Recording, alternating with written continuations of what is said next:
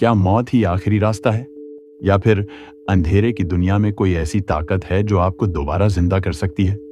नमस्कार दोस्तों, स्वागत है आपका कहानी एनिमी केआई पर। आज हम पर्दा उठाएंगे युरू और आशा के उस खौफनाक अतीत से, जहां खून, धोखे और शैतानी ताकतों का जाल बिछा है। कहानी की शुरुआत होती है युरू के उन डरावने पलों से जहां उसने पहली बार मौत को अपनी आंखों के सामने देखा था। उसके पिता ने उसे एक सबक सिखाया था कि इस दुनिया में शिकारी और शिकार के बीच सिर्फ डर का फासला होता है। युरू का कांपता हुआ शरीर और उसके पिता की वो ठंडी आवाज कि जब तक तुम जिंदा रहोगे तुम्हें डर का सामना करना ही होगा, आज भी युरू के रोंगटे खड़े कर देती है। वो उस खौफनाक पल को याद करता है जब उसने अपनी तलवार उस हमलावर के अंदर घुसाई थी और उसके फादर ने उसे मौत के घाट उतार दिया था। उस हमले के बाद युरू के पिता ने उसे जंगल में ही शांत होने के लिए कहा।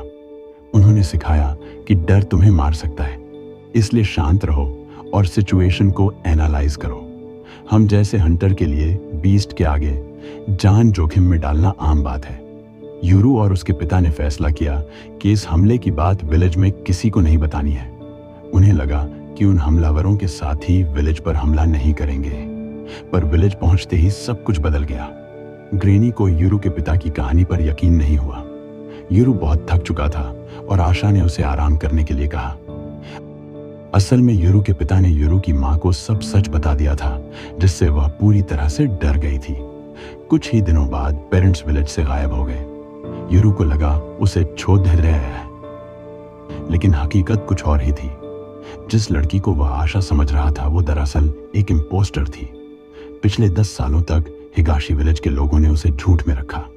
अब जो असली आशा है उसने उसे बताया कि हिगाशी विलेज के असिस्टेंट्स ने उसे एक बार मार दिया था। हिगाशी विलेज से भागने के बाद काकीमोरी क्लैन ने उनका ध्यान रखा, लेकिन उनके पेरेंट्स गायब हो गए और पिछले साल आशा को किडनैप कर लिया गया। मरने के बाद आशा को ब्रेक की पावर मिली। वह बताती है कि मरने के बाद वह लैंड ऑफ डेड और इंसानों की दुनिया के बीच की बाउंड्री पर पहुंच गई थी। वहां एक डायमंड ने उससे कहा कि उसके पास 2 रास्ते हैं, या तो वह मौत को स्वीकार करे या उसे अपनाकर वापस लौटे। उसने वापसी चुनी। ब्रेक की पावर उसे किसी भी एनिमी का सिर दूर से उड़ाने की शक्ति देती थी, पर इसके बदले उसे महसूस होता था कि वह हेल में जी रही है। युरू का दुख और बरक गया, क्योंकि उसे अब पता था कि उसके पेरेंट्स किडनैप हो चुके हैं। आशा ने लाइफ चुनी और उन असैसिन्स को मार दिया जिन्होंने उसे कैद किया था। अब कहानी वापस लौटती है कागेमोरी क्लैन के घर, जहां माहौल गरमाया हुआ है। आसुमा और हागुरे जैसे सदस्यों के बीच ट्विंस को लेकर बहस छिदा गई है। तभी गोंजो और डेरा का वहां आना पूरे माहौल को सस्पेंस से भर देता है। जिन और गोंजो की नजरें डेरा पर टिकी हैं और हवा में एक अनकही जंग महसूस हो रही है। डेरा का वहां आना कोई इत्तेफाक नहीं है, वह जानबूझकर एनिमी टेरिटरी में आया है। दोस्तों, अगर आपके पास भी ऐसी कोई पावर होती तो क्या आप मौत को हराकर वापस आते या उसी रास्ते पर चलते? कमेंट में अपनी राय जरूर बताएं, क्योंकि आपकी एक राय हमारी पूरी थ्योरी बदल सकती है। कागेमोरी क्लैन के घर के बाहर का मंजर बेहद तनावपूर्ण है। आसुमा, जो अपनी तेज हियरिंग का दावा करता है, वह इस बात से अनजान कैसे रह सकता था कि वहां हमला हुआ है। वहीं हागुरे जैसे सदस्य आशा की सलामती की दुआ कर रहे हैं, लेकिन उन्हें अभी भी समझ नहीं आ रहा कि बैरियर के होते हुए भी एनिमी अंदर कैसे घुसे। जिन और आसुमा के बीच की बातचीत में एक अजीब सी खटास है, जो बताती है कि क्लैन के अंदर भी सब कुछ ठीक नहीं है। सबसे बड़ी जिद्दा खुलासा तब होता है जब युरू को पता चलता है कि अगर वह मरेगा तभी उसे सील की पावर मिलेगी।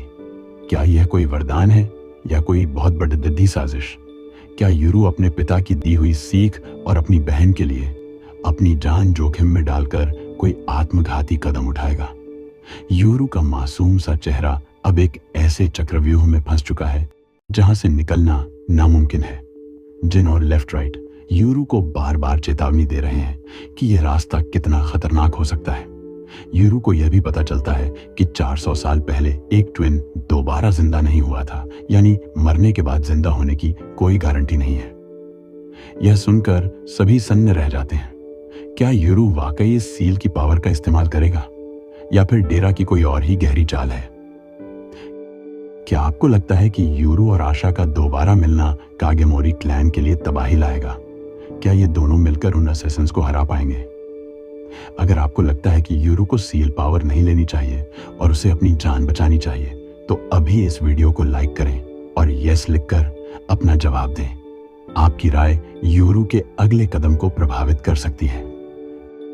एपिसोड के आखिरी पलों में जब सब साथ बैठकर खाना खाने की कोशिश करते हैं, तो वो खामोशी किसी बेडिडे तूफान के आने का संकेत दे रही है।